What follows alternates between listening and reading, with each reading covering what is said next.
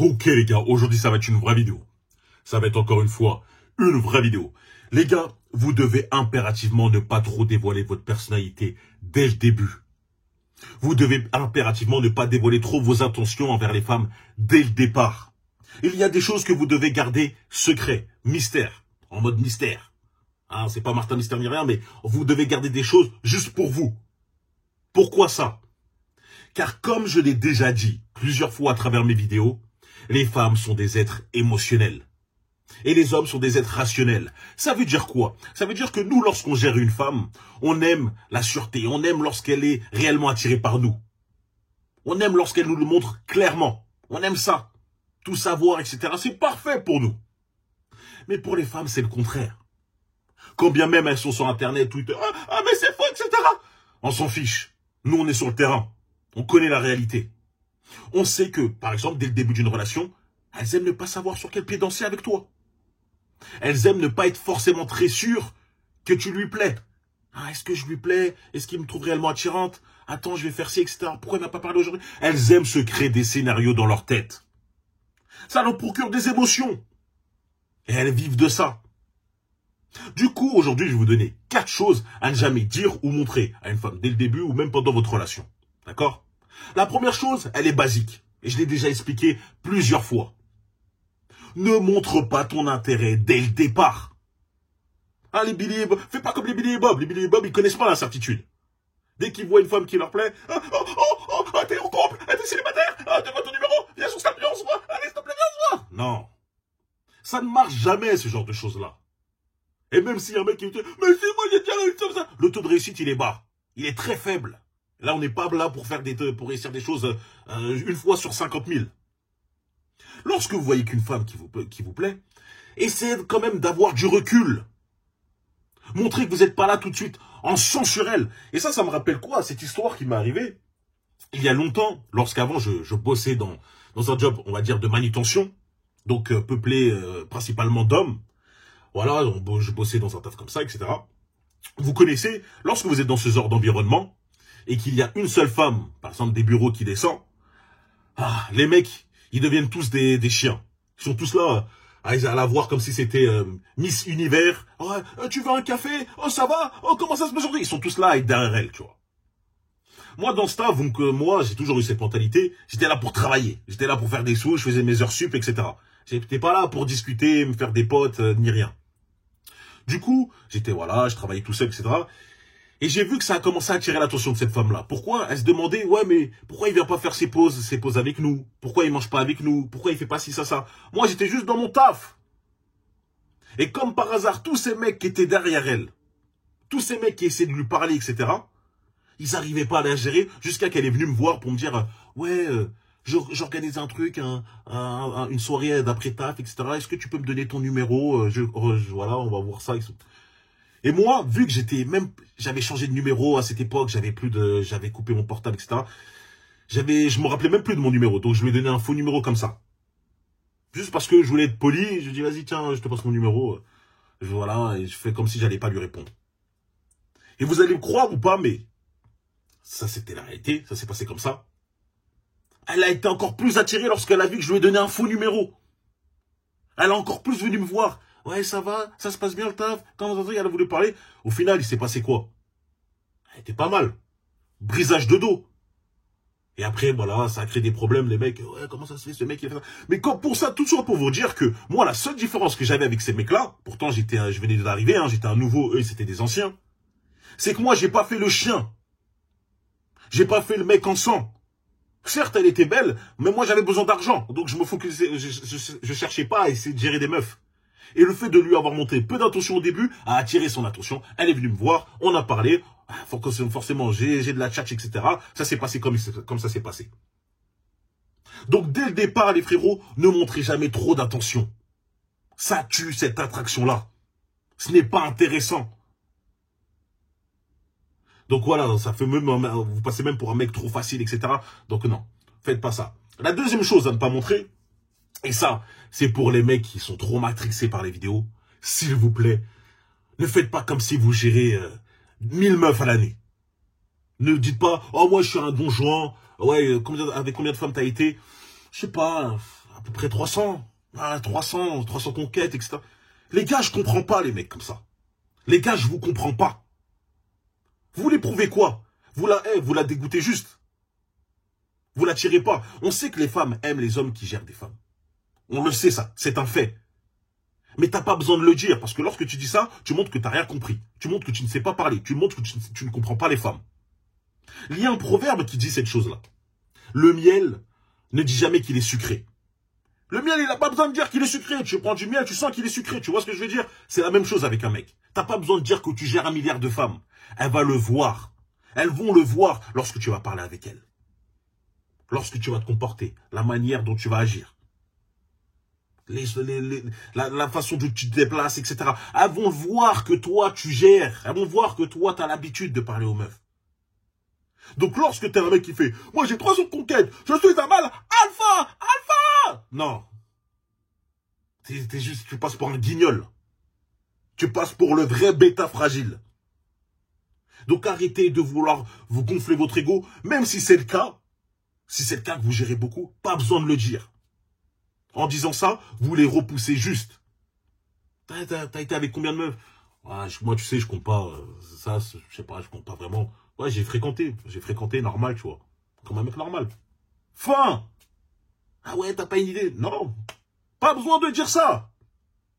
Comme je l'ai dit, vous reposez pas la question. Et toi? Non, toi, tu reposes pas cette question. Ça manque un manque d'assurance. Juste, voilà, t'avances comme ça. Tu agis. Elle va s'en rendre compte.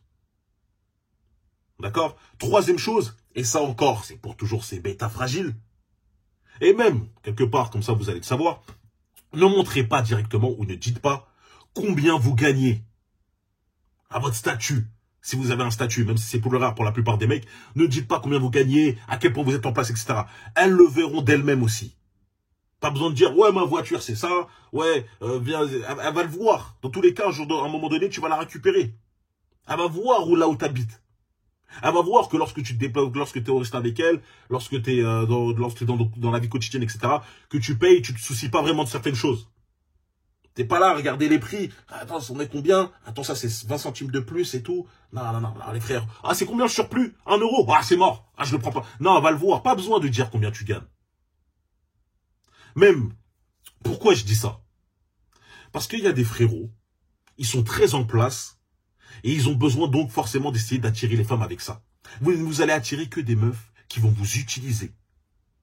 Des meufs qui vont venir, elles vont prendre ce qu'il y a à prendre chez vous, et elles vont partir. Et après vous allez pleurer, oh mais elles sont toutes vénales, elles sont toutes comme ça. Non, c'est toi qui as cherché le truc.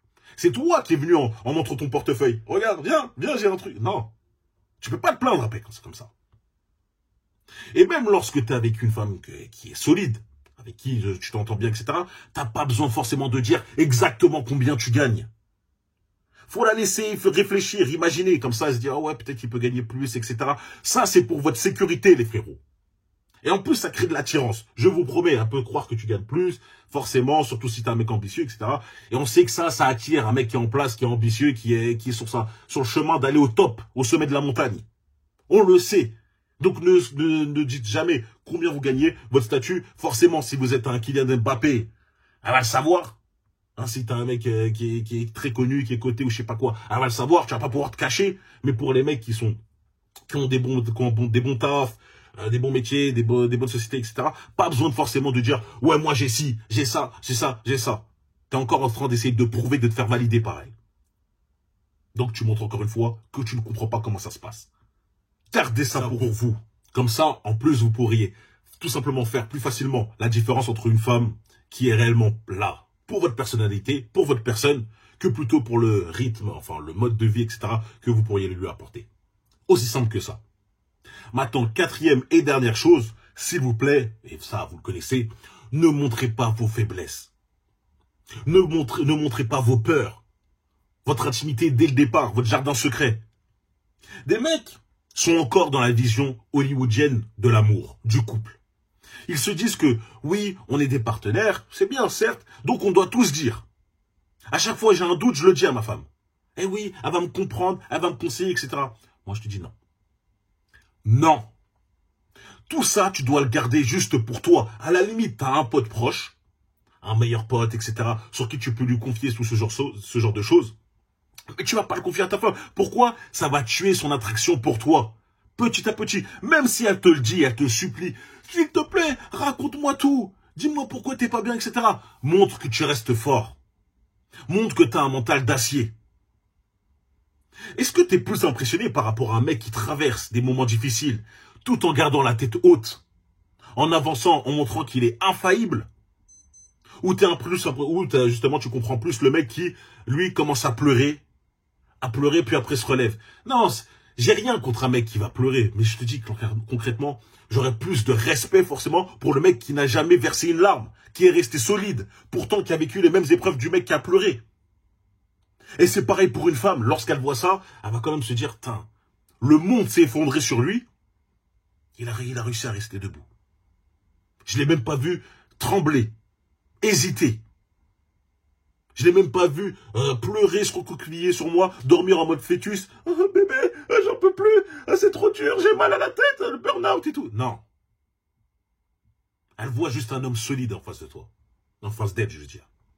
Et ça, il n'y a rien de plus attirant qu'avoir un roc à côté d'elle, justement. Comme ça, elle se dit que si un jour elle a un problème, elle sait très bien que toi, tu es là. Donc arrêtez de vouloir dire, moi j'ai une complicité extrême, je peux tout lui dire, donc non, il n'y a pas de souci. Écoute, à des risques et périls, moi je suis là pour te conseiller. Fais ça. Mais après, viens pas te plaindre. Viens pas dire, ah, je ne savais pas, Brian, que je comprends pas, maintenant, elle va voir un autre gars, etc. Gros, ça l'a tué. Ça l'a tué de l'intérieur. Et comme je vous l'ai dit, les femmes sont un peu dans la contradiction. Ce qu'elles ressentent ne sont pas forcément en accord avec ce qu'elles pensent. Elles vont dire, oui, moi, ça me dérange pas. Mais bizarrement, elles vont être un peu repoussées, dégoûtées. Ah ouais, ce mec, il est fragile, en fait. Il est un peu fragile. Et ouais, malheureusement, c'est comme ça. C'est pas moi qui ai fait les choses. Donc, sois juste fort. Reste solide. Et si tu as forcément des faiblesses, car on en a tous, hein, des moments durs qui nous frappent, etc., va pas te réfugier dans les jambes de ta meuf et va voir plutôt un pote ou deux potes proches que tu as et leur en parler. Car généralement, les mecs, tu sais, lorsque tu leur parles de problèmes, ils te donnent des solutions. Et lorsque tu leur racontes quelque chose qui se passe pour toi, qui est mauvais, etc., ils vont te donner un chemin, une attitude, un sorte de plan pour réussir à surpasser ça. Tandis que, pour moi, les femmes, c'est mon avis, hein, comme je l'ai dit, c'est moi qui pense comme ça, elles sont plus dans l'écoute. Juste, je t'écoute. Mais elles vont pas te donner une véritable solution. Ah d'accord, ok. Ouais, ok. Voilà, c'est tout. Et toi, t'as vidé ton sac. Et tu te sens bien pourtant. Mais t'inquiète pas qu'en vidant ton sac en face d'elle, t'as tué ton attraction petit à petit.